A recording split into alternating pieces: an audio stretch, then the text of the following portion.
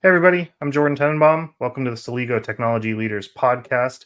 Today we are joined as always by my co-host Mark Simon, Vice President of Strategy over here at Celigo. And also we have Eric Kimberling. He is the CEO and co-founder of Third Stage Consulting. Eric, welcome to the show. Hi, thanks for having me.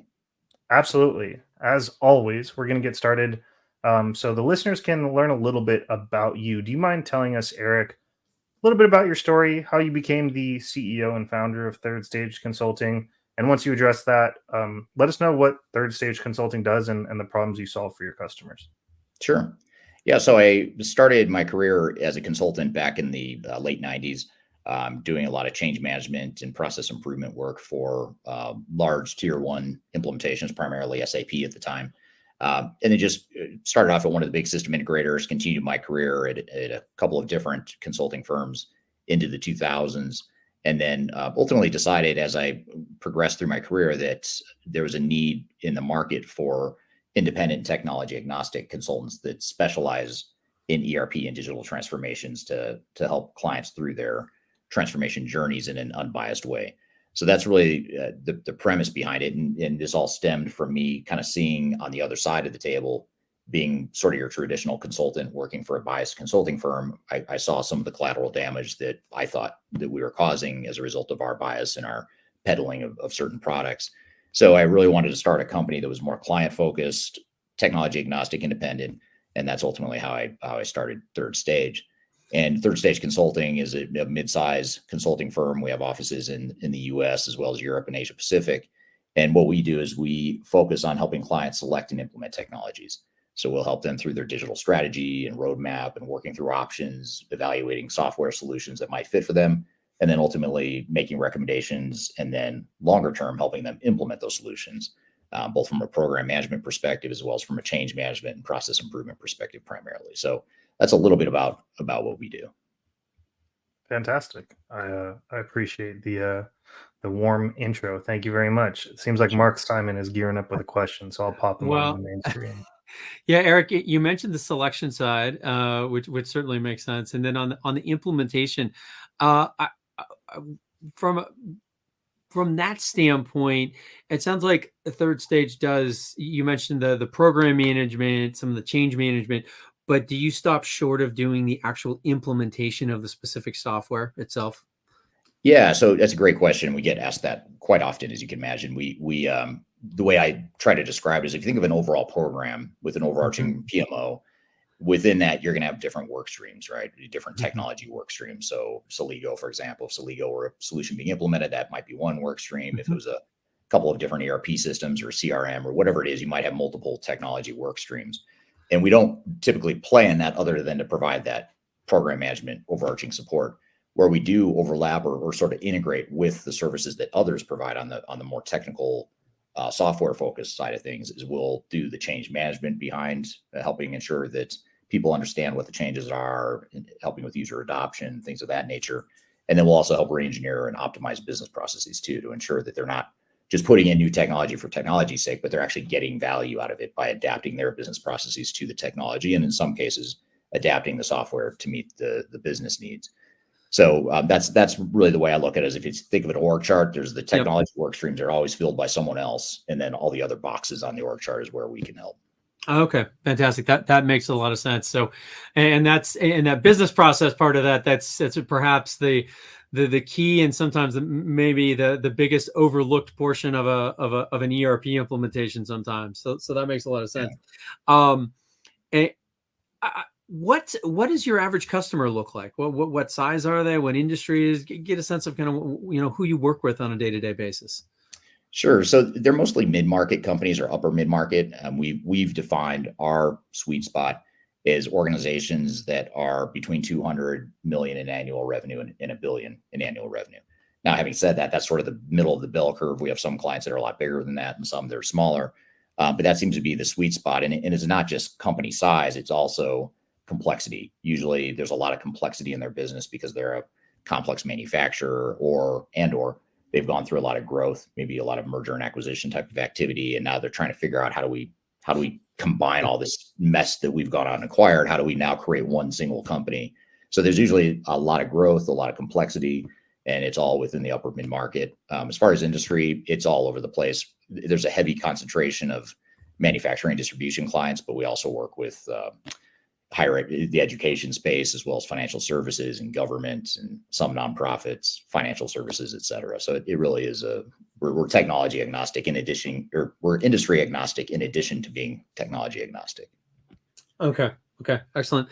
Now, one of the things that I've heard over the years a lot, there's I think ERP implementations for organizations have gotten, I wouldn't necessarily say a bad rap, because they can be very impactful in an organization, but certainly maybe a bad rap for there being a notable frequency of failures, so to speak, in industry sometimes. And personally, having had an ERP implementation background in the mid market, some have these massive successful transformational impacts on orgs, and some, very unfortunately, I haven't seen that many that have failed, but you do see some, and you often see some that don't quite achieve the intent that they intended.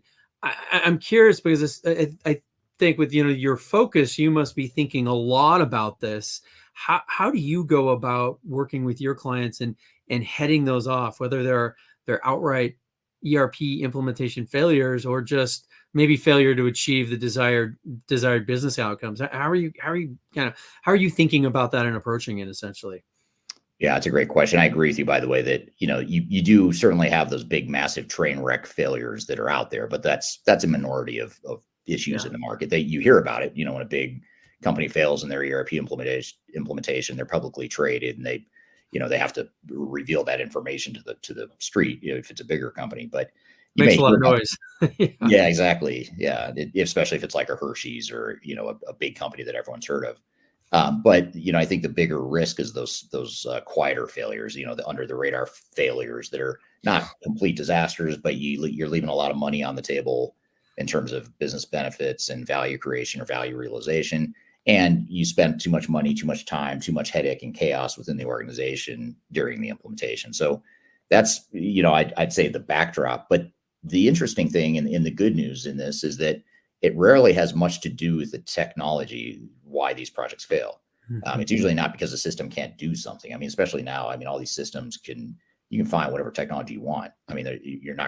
You're probably not gonna have too much trouble with it, even if it means you have to go, get bolt-ons, or even if it means you can't get one ERP system to do everything, you could still find technology to meet your needs. Mm-hmm. The bigger challenge is, how do you get value out of it? How do you re-engineer your processes and change the people and make sure that the data is clean? It's you're integrating data across the enterprise and making better decisions. And that's not just going to magically happen because you put new technology in place. And so oftentimes what happens is you put in new technology and you end up doing things the same way you've always done them. And you don't use AI, you don't use machine learning, you don't use some of this automation that you could be using if you just either fought the resistance internally to do so or just taught people how to use the system better. And so I think that's the biggest thing that plagues the industry, is we focus too much on technology and not enough on, let's look at our optimized business processes and let's look at how we ensure that the people are actually using the technology the way they could and should. I think, Eric, you make a really great point about looking at the process. And this is one of the things that I always kind of ran up against a little bit, having spent a lot of time specializing around ERP implementation, was that there's this natural friction, especially if you have a relatively flexible system, right? It's very easy to say, hey, this is how the business operates, and we want the system to conform to this. And sometimes, but there's definitely other methodologies around implementation that take the opposite tack, which is, hey, let's come in and these are the standardized processes and the business should conform to this. And then there's something in between. And I'm curious, how you think about that, as far as where's that dividing line between investing to adapt the software to the business and adapting the business to the software? Yeah, that's sort of the age-old question. I think it's been an ongoing debate, just like politics or whoever the best sports team is in any given sport. It's like we'll never fully agree on the answer to that. But I think there's a way to get to the right answer, which is, first of all, don't treat all of your business processes equally. You're going to have different answers for different processes. So I'll take two extreme examples. On one hand, you might have some very complex engineer to order sorts of needs that you have, because you manufacture a complex tailored product, highly engineered. And when you go to a customer, a potential customer, you need to know how that product could be built. If I'm a sales rep, I need to know how to build what I can and can't offer to a customer, knowing that I'm not an engineer. So I need a tool in my system that tells me what the parameters are of what I can or can't sell and the configuration I can and can't sell.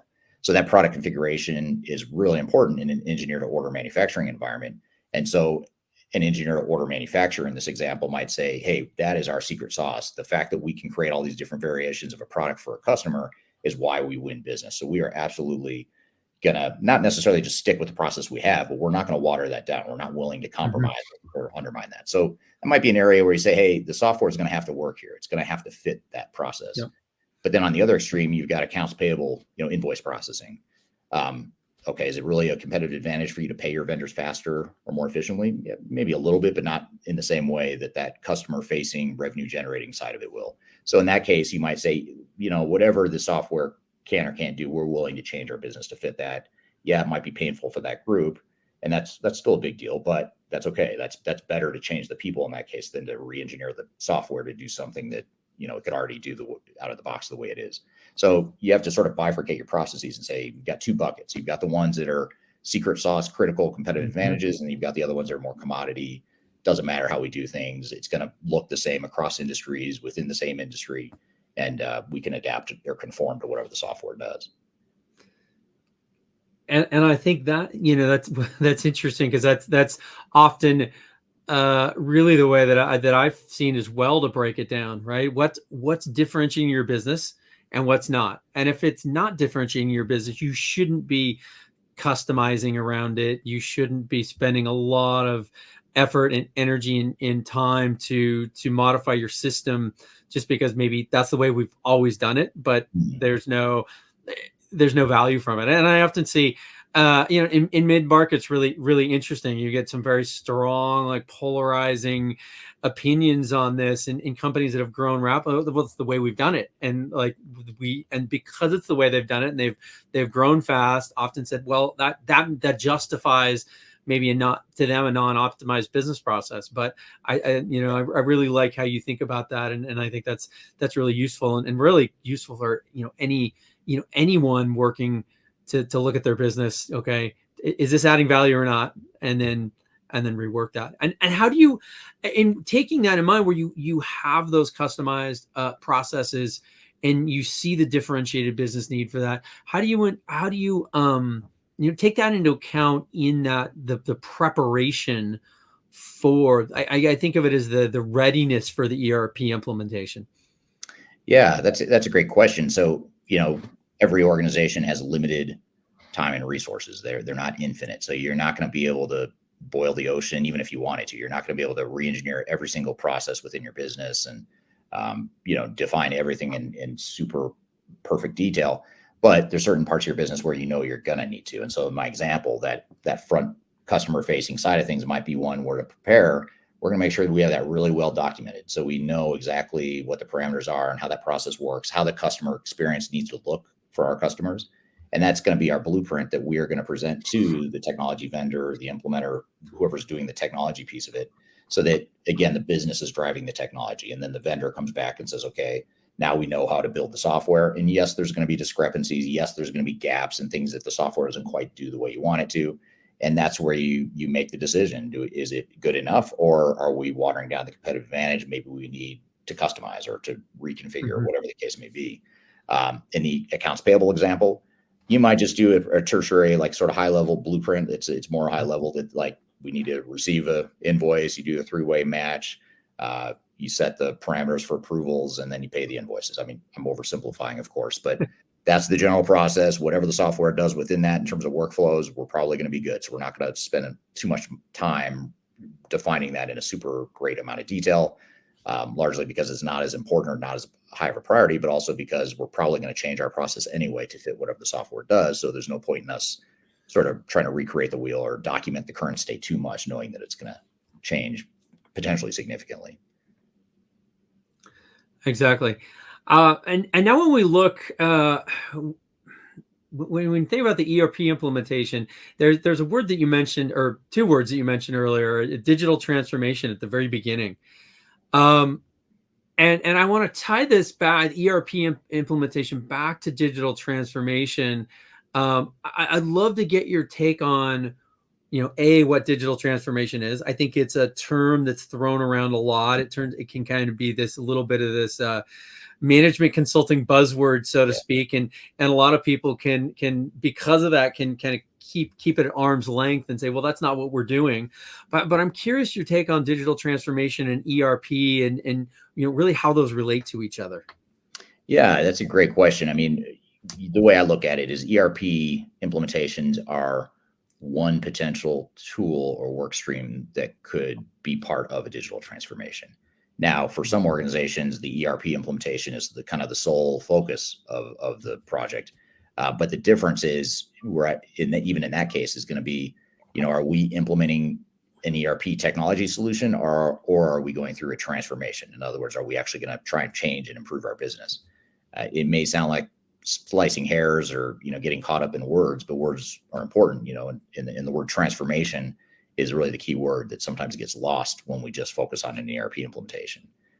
Especially nowadays where, a lot of these software vendors that didn't start out in the cloud. So, for example, this comment does not apply to NetSuite or Salesforce or Workday customers, but for other legacy customers that had been using on-premise versions of Microsoft Dynamics or SAP ECC or Oracle EBS or whatever the system is, they're being forced in many cases to move to the cloud quickly because the vendors are sunsetting the products and they're going to cut off maintenance in the near future. So a lot of organizations are saying, oh, wow, now I need to do this now.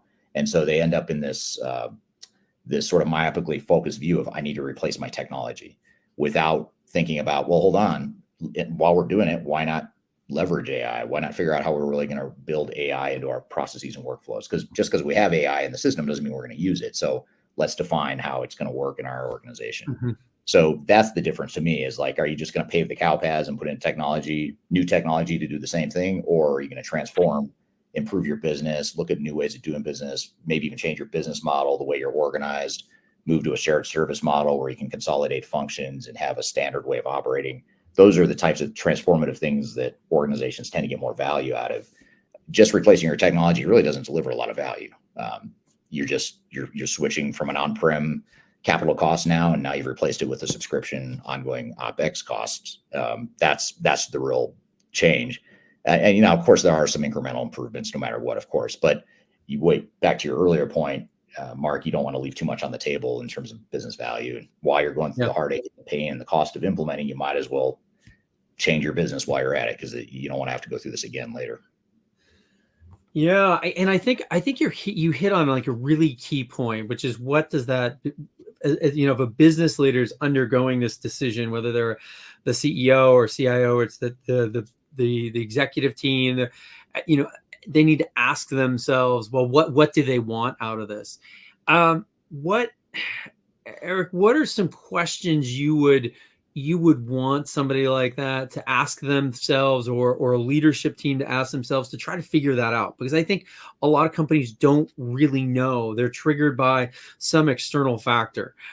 Hey, in order to get the next round of funding, your processes are messed up and your system's limited in X way. And so you need to implement a new, I mean, I've seen some of these very hard reasons, and they go headlong into it. And it's really not, often that well thought out. They do need a new system, obviously, but maybe the reason it hasn't been examined. And I'm curious how you get your clients, because it seems like you're really at the crux of that. They're bringing you in to think about these things and help them think about how do you get them to think about it differently? How should they think? What are things they should ask themselves in order to do that? Yeah, I think the biggest question is why. I mean, and to your point, oftentimes, I'd say majority of the time when we ask, why are you doing this project? I mean, that's the first thing we ask our clients is why are you doing this? Why are you doing it now? Why didn't you do it 2 years ago? Why don't you wait 2 more years? What's driving you to get to this point now? More often than not, the answer is, well, we have to. And you say, okay, why do you have to? Because we've got old outdated systems, or our vendor's cutting off support in 2 years. So we have to make a change. Okay. That's a fair reason, right? Okay. Yeah. But what else? That can't be the only reason. And then that's usually where you get the blank look and the blank stare and say, well, that's the reason. Well, Well, that can't be the reason, because that's not a good enough reason to justify and to have clear direction on what you're going to do in the project. And back to your point about failures, companies that do these projects aimlessly just to put in new technology, those are the ones that get into trouble, because they don't have a clear vision of what they're trying to get out of the system. They're certainly don't have a clear vision of how they're going to maximize ROI and business value, let alone, just be successful and implement on time, on a budget. So that's the thing you have to do, is you have to peel back the onion and sort of start at the top with the executive team and say, what's your strategy as a company? What are you doing as a company? And how does this project help you? And you have to force the organization to think that way, because there is a connection. They just may not know it yet. They may not have articulated it yet. It's not simply because they have to put in new technology. Is it because they want to scale the company? They're going through aggressive growth. Okay, now we're getting somewhere when they say that. Or we're operating like 15 different companies. We should be acting like one company. Okay, there we go. Now we're talking about where you're going to get business value and how this technology can better support you. So those are the types of questions you have to ask. You have to get back to the strategy of the company and make sure there's a clear connection between this project and the overall strategy. Excellent. That's I would certainly that echoes a lot for me from what I've seen in my experience. That definitely makes sense. You mentioned there's something about the timing and you digging into the timing for your clients. When is the right time to implement an ERP? What is it? It's not necessarily, you probably can't compare it to planting a tree necessarily, but Right. but how do you figure that out as a company if you're not being driven by one of those external system factors where you're essentially forced into it? But is it better to do it earlier or later? Wait as long as you can. I'm curious to get your take on that. Oh, that's a great question. The short answer is it depends. I mean, it depends on the situation you're in, but maybe I'll give some different scenarios that might help get to which scenario makes the most sense for an organization. I mean, for some organizations, first of all, there's some prerequisites that I would say, if you don't have these prerequisites in place, then now is not the right time. You should go get these prerequisites first, then move forward with the transformation. So some of those prerequisites include some of the things we've talked about. If your executive team doesn't have a clear vision of what they want out of this project, or that hasn't been articulated to the team, figure that out first, then go look at new technologies and go implement. If you don't have a clear vision of what you want your operational model to look like going forward, how you want your business to change going forward, figure that out first, because otherwise I can guarantee you're just going to put in sexy, cool new technology that does the same exact thing you've always done. It just looks cooler. Maybe it's got some unused capabilities that you could someday use, but you're not using. So you've got to have those prerequisites in place. Your organization has to be ready for it. I mean, obviously there has to be some sort of burning platform. If it's not a software vendor forcing you off the system, it might be that you either are in the midst of, or you see on the near horizon that you are about to break the system, or you just can't scale for growth. That's a good driver, because that means it's easier to get buy-in and momentum behind the idea. So that'd be the first thing, is have those prerequisites in place. And if you don't, wait until you have those prerequisites, then move forward. The other thing I'd say too is if you're in an industry that's being highly disrupted and you're worried about getting crushed by the competition, then you might need to move faster than you think. So if you're in high tech or any industry that's being disrupted, supply chain sorts of related companies, those are organizations that are more ripe for let's do it now. If you're an old established company that's doing just fine, you've got steady Eddie growth and there's no real burning platform. Okay, maybe you do something. Maybe it's not as massive or as much of a quantum leap jump as another company might take. So I think that's another key thing, is it's not all or nothing. It's not all or nothing proposition.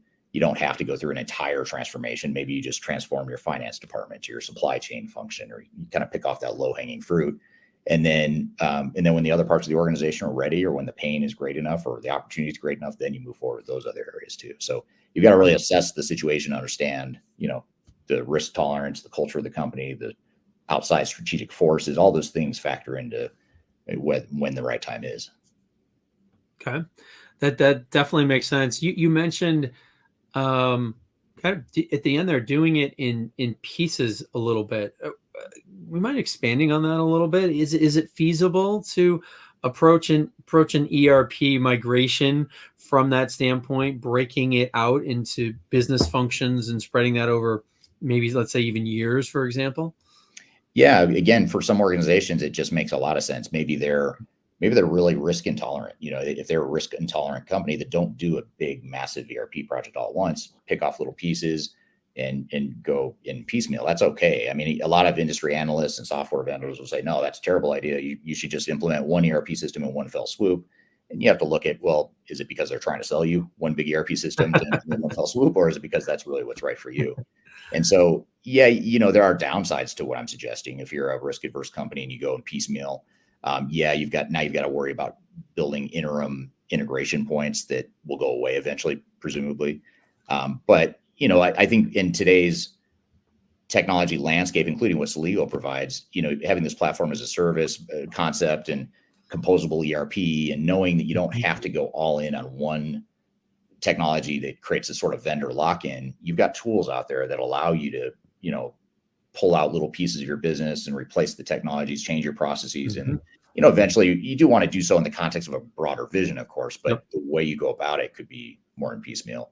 And just like anything, there's pros and cons. It might take you longer to get the business value, but you're also probably going to spend less money, and you're certainly going to expose your operations to less risk than if you go through a bigger, more transformative change all at once.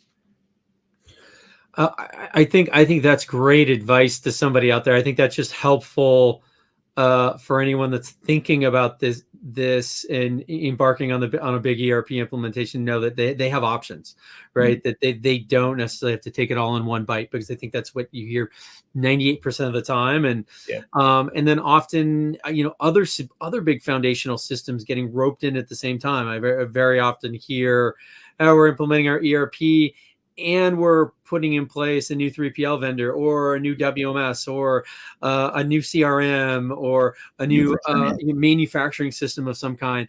And I'm curious, so that goes even in the other direction. It's ERP plus one or more other big things.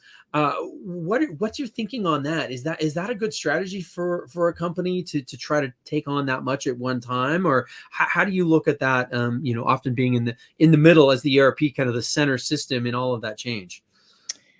I think there's merit in having a core system that's sort of the hub of data, and housing a lot of the data and the transactions flowing in and out of. But then it's perfectly fine to have best of breed solutions for some of the other areas like CRM or human capital management, all the things you just mentioned, supply chain, manufacturing. And again, if I'm a big ERP vendor, I'm going to tell you that's a terrible idea, because I want to sell you a big ERP system that does it all. But that's rarely the right answer for most organizations. And so what you have to do, again, you can look at it strategically from the entire big picture and say, okay, we're going to implement these 5 systems, a core ERP, and let's just say there's 4 other bolt-ons you're going to implement. But you don't have to do it all at once. Maybe it's going to take you 3 years. You're going to sort of go in phases and go piecemeal. But at least you're doing it in the context of a broader strategy. So I actually like the sort of that composable ERP best of breed model, because I think it just gives customers more flexibility and likelihood that they're going to get what they want out of technology. And again, with some of these integration and platform as a service tools, it makes it more feasible now than it was 10 or 20 years ago. And the other thing too, by the way, this is more of a secondary but really important thing, is by doing so, you're limiting the likelihood that you get into a vendor lock, where you're sort of locked into one vendor. And guess what? Doesn't matter what they do. They can raise their subscription costs as much as they want. You're probably not going to switch. You're going to stick with it. So whereas if you diversify and you hedge and you've got multiple systems, that gives you more flexibility, and it gives you more less risk if something happens with that vendor, or someday you've got to replace one of those systems. Now you're not talking about replacing the entire ecosystem necessarily. You can do it more manageably in the future. Yeah, and this is a trend I think I know that I've seen, and we've seen at Celigo so much, dealing with a lot of mid-market companies, is this move from the ERP being one system covering the majority of the business to being much more with the proliferation of SaaS applications being a much more best of breed approach through integration. And I think that alone kind of brings us to certainly the Celigo point of view on things, where we're typically brought in is with ERP, a new ERP implementation. It causes companies to revisit or rebuild their integration, which obviously creates questions around integration strategy, what tools they should use, how can they do it better, and where we come in very, very often is at that inflection point of during a new ERP implementation. But I'm curious to get your thoughts a little more on what, how does integration and a good integration tool play into an ERP project, but maybe a little bit more on the broader business solution being delivered through ERP? Yeah, it's a great question. I think it's a key enabler that is oftentimes overlooked because, it's, if you think about it, we look at applications, you can see it and touch it, feel it. You see the data, you see the screens you're using and stuff like that. But integration, you don't really see it. I can't really demo integration for you. Like I can demo you a finance and accounting system we can. Don't worry, Eric. I'm sure you can. I'm sorry, I'm speaking for myself, not for you. But it's funny. No, but it's easier to see and touch and feel an application. But what you're really integrating are business processes. So if you look at your end-to-end processes, yes, and then you start to look at all these different systems I'm using. I can't have this integrated end-to-end process unless all these different systems, these colored boxes in my process flow, unless they all tie together and the data flows and all that stuff. And that's where organizations get caught up in silos. I've got silos and handoffs and manual reentry of data when you've got tools out there like what you guys offer that can integrate that. So I think it's super critical. It just gives you so many more options too. And again, it makes you less dependent on software vendors. So yes, you need the software vendors, but now you kind of shift your thinking from a core application being the center stone of the technology to now maybe it's the integration of technologies that's the core center stone. And then you bolt on, whatever technologies you need. And again, the reality is regulatory needs typically require that you have multiple systems to some degree. You've got most ERP systems can't be everything to everyone. So you're going to have some sort of bolt on. Chances are pretty high. Even if it's from the same vendor, you're going to have some sort of bolt on that they're going to suggest because their core software can't do it all. And then you just look at how much the world is changing, how fast technology is changing too. Do you really want to have one big system that's really hard to replace, knowing that your business and technology are all changing so fast, especially now? Whereas that integration tool set and focusing more on the integration creates more opportunity to adjust and be nimble, as you move forward. Almost sounds like through the use of the right integration tool, you can get more business agility out of it. Agility, that was actually the word. I knew there was a buzzword that I was missing, and it was agility. So yes, thank you. I spend too much time using buzzwords in my day-to-day life. But me too. Don't worry. A lot of synergy going on here, folks. Yeah, I like it. Yeah, exactly. Well, and it's one of the things. So it's Celigo. One of the viewpoints we take for customers is that they need to adopt what we call an automation first mindset. So try to shift from this, because what we see, particularly in mid-market, and I see this in enterprise as well, is that integration can be very reactionary. Mm-hmm. It's hey, I've got this core. You've got your core foundational systems, and you get there's this sort of must-have integration that even to get your ERP and your CRM tools up and running, you have to have some integration between those two. It's just you're not going to launch them without that. And so you can have these core integrations, and those are very common. But then we see a lot of companies, they start adding in SaaS apps, but literally by the dozen these days, right? And you get this proliferation of SaaS apps that some of them have native integration, so it gets built in kind of somewhat automatically, but it generally isn't quite right if they use that, some point to point, and ultimately you end up with these silos out there. And then these things breaking, someone coming in or doing a root cause analysis, hopefully a good consultant, they're going to bring in a good consultant. They're going to figure this out and say, hey, you need some more integration here. You need to integrate these systems back in. And we find that to be very reactionary. A company can end up in this situation where they're already sort of implementing something, never quite getting the value. And then going through this process, and it takes some time to figure out, well, why didn't we get the value? Oh, wait a minute. We didn't integrate it properly to the other surrounding systems, and then doing the integration project. And one of the points of view we try to take is get companies to look at this a little bit differently and say, well, if you think about this from a standpoint of how can we how can you automate first? So first question you ask is, okay, we're going to add this system or we're going to change this process. Oh, can we automate that? Can you and that's something that we see kind of really shifting the mindset and getting to that end digital transformation concept sooner without as painful of a road. And I'm curious if you've seen anything in your experience that reinforces that, contradicts it. Do you think that automation first approach is a better way to go or viable if companies adopt that, in a more widespread or more uniform fashion? I do. And the reason being is that it forces the organization, or it changes their thinking to do what I was suggesting before, which is have a vision of what you want to be when you grow up, and make sure you've got clearly defined processes and you know where the hidden business value is within your organization. Your software vendor doesn't know. They might have an idea that you might have told them some of it, but really only your team knows where the unlocked value is and where the inefficiencies are. So if you go in with that clear vision of what you want, you blueprint it out like, hey, here's a manual process over here with a lot of rework and manual reentry and data silos that aren't integrated. You sort of highlight that and say, that's something we really need to fix. You circle that on your process map and say, that's our top priority. And then when you go to implement, you say, hey, that's the number one priority or whatever it is. And all the other stuff's important too, but that's the most important thing. We have to get that right. And that's where the most value is. So it puts a customer in charge too. It makes them responsible for their own transformation versus just, hey, I'm going to go hire a software vendor or a technical implementer. They'll just go put the technology in and it'll solve all our problems, because it's not going to. Everything you just described, I can put tool sets in your organization that can do everything you just said, but it's just going to sit there unless we've figured out a way that we're going to use it and we've got a strategy for how we're going to use it. Fantastic. Very good. And this to kind of wrap up the ERP and integration conversation a little bit. I wanted to ask you if, like, are there any, and there you've dropped a lot of really good nuggets along the way. So I think you can distill the conversation down, and there's a lot of takeaways for a business leader.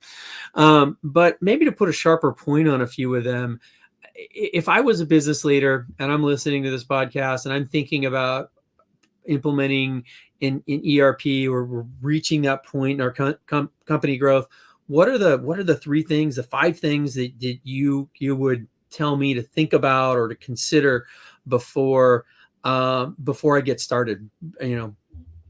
Yeah, well, I'd say, in no particular order, maybe more sequential than anything, is first of all, make sure you have a clear vision of how this project or how this technology initiative supports your strategy, like we talked about before, and what those integration points are and how we're going to align this project with what our strategy is as an organization.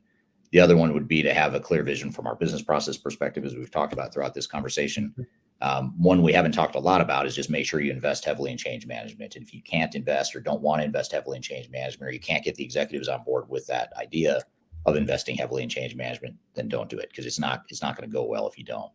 I think organizations are starting to mature in this area and understand that change management is important. Certainly, I think they understand it more now than they did 20 years ago or 25 years ago when I started doing this.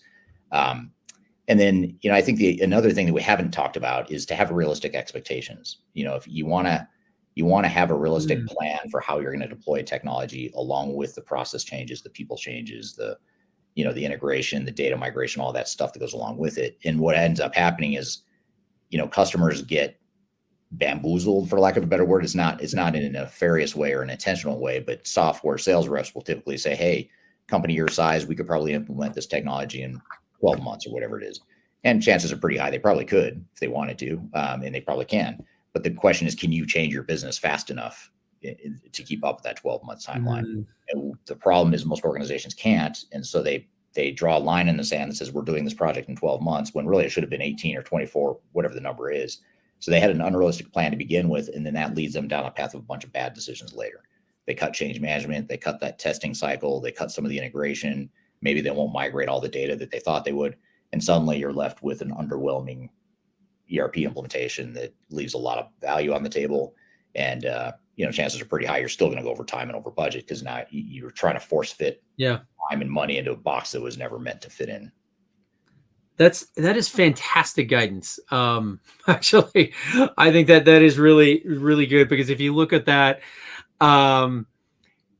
if you kind of tie all these things together, if you're not transforming your business, then why do you really have a good reason to be doing this as far as an ERP implementation? So, and if you are transforming your business, you should be asking yourself why. How long is it really going to take us? How long does the business need? It's not about the hitting the deadline, the getting the system implemented, but how long is it going to take the business to change in order to take advantage of it? And that is fantastic. I really like that. I'm gonna borrow that sometime. Make sure I got a trademark on it, but I'll license it to you. Yeah. Awesome. One thing I want to ask here, kind of maybe not as directly related to ERP, but one of the things that's very cool about some of the things you do is that you've definitely created. You specialize in thought leadership in a way, right? You're very much a thought leader in the ERP space. You generate a ton of content. You focus on generating high quality content. I'm curious to get your thoughts on what's driven you to do that, and how you use that for your business purposes. What's really kind of behind that, because it seems like you've taken a very unique approach to that, or a differentiated approach, I should say. Yeah, thank you. And it has been a core fundamental part of our marketing strategy has been to create that thought leadership. And really the reason I started doing it, to be honest, is when I started the company in 2018, I had left the company I founded and ran for 13 years prior to that.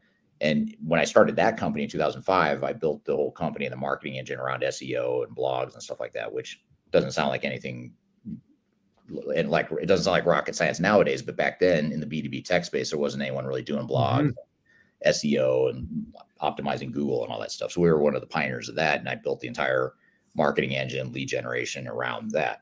So when I left that company to start Third Stage, I knew what I did at that previous company. I knew I couldn't replicate it quickly. It's certainly not quickly, especially as competitive as it had gotten in the blog space and the SEO space. And by that point, people were paying for Google rankings, whereas back in 2005, they weren't. So, I knew I couldn't really compete with that, or if I could, it would take years to get the traction I needed. So I looked at YouTube and saw that, well, no one's really making videos about this stuff. And what better way to get a message out rather than just say, hey, we could do software selection, or hey, we can help you define a implementation plan, or we can help you implement and do change management, whatever. Rather than just saying, we said, well, why don't we give some advice on how to do it? And if people like it, they'll reach out to us, they'll call us or whatever. And that's why we did it. So then, of course, once you see it's working, we just kept doubling down on it. And we continue to double down on it, in fact. So we do more and more over time.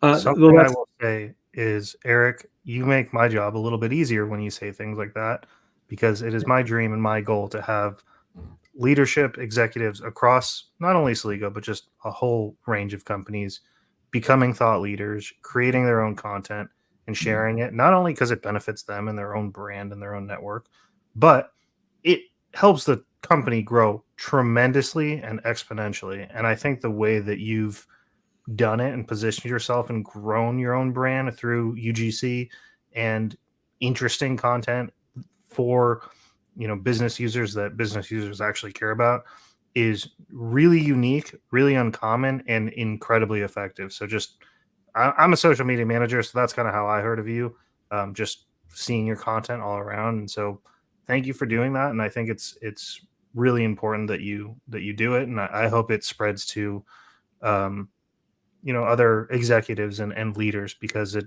in my opinion, is one of the best and most effective ways to evangelize business technology, business processes, things like that.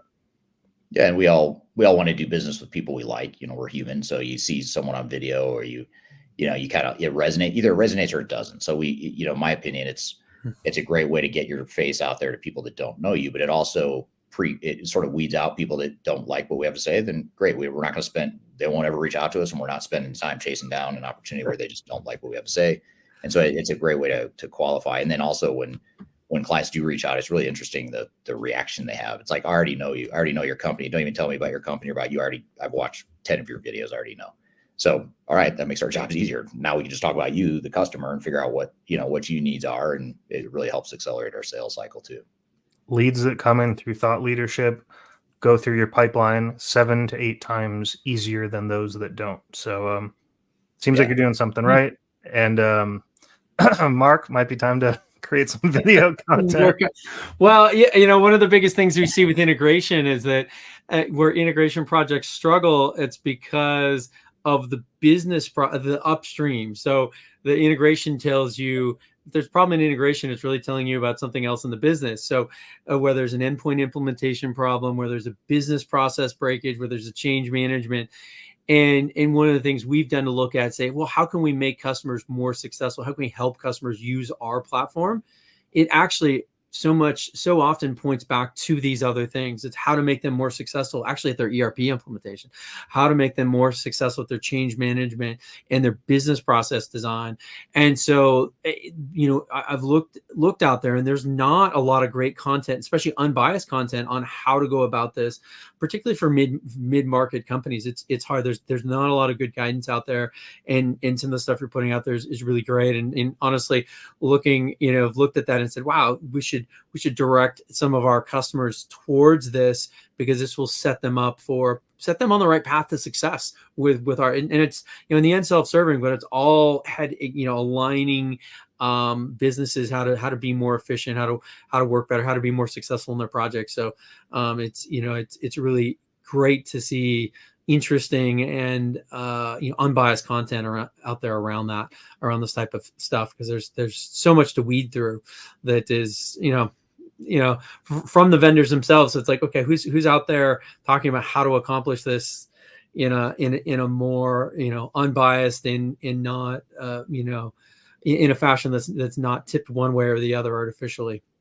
Yeah, and it's in my opinion, it's great to know that a software vendor is in the upper right quadrant of Gartner's Magic Quadrant, right? That's great. That's a good data point. But what about the things that software doesn't do well? What about the weaknesses of that technology? Not because I want to create doubt within an organization, because it's those weaknesses, those deficiencies, or those trade-offs you're making as an organization that lead to risk and problems. And if I cover those, if I just bury those and say, yeah, don't worry, that's not a big deal, and a client goes in with those unrealistic expectations I talked about, that's how they get into trouble. And so, this industry, I think, has a problem where we're so focused on selling software that we're not focused on selling a customer result. And those are two different things. Mm-hmm. And sometimes to sell software, you've got to point out the deficiencies. And in fact, I've seen some sales reps that'll do that. They'll say, here, this software is not really good at this, and you probably want to go find another bolt-on or something. Overall solution is great, but here's a weakness here. And customers really appreciate that. Suddenly now you've built trust. Like, okay, I trust you. You're not lying to me and just tell me how great everything is. And so, that's part of what we do too, is we say, hey, you need to know what the weaknesses are, because that's what could derail your project. And if you don't know what you're going to do about it, then you've got a problem. So let's figure out what you're going to do about it. It's not saying don't buy the software necessarily. It could mean that, maybe we're going to have to go through a painful process to change our processes, or we're going to have to customize that software or integrate it to another system or whatever it may be. Yeah, that's a good point. There's almost always a solution there, but it's much different knowing about that at the beginning of the project than it is halfway through when you're trying to go live. Yeah, and you're already burning through budget faster than you hoped, and now all of a sudden you run into this problem and you weren't ready for it. You told the board we're going live in 90 days, and oops, now we've got a big speed bump we've run into. That's not the time to be running into those big showstoppers.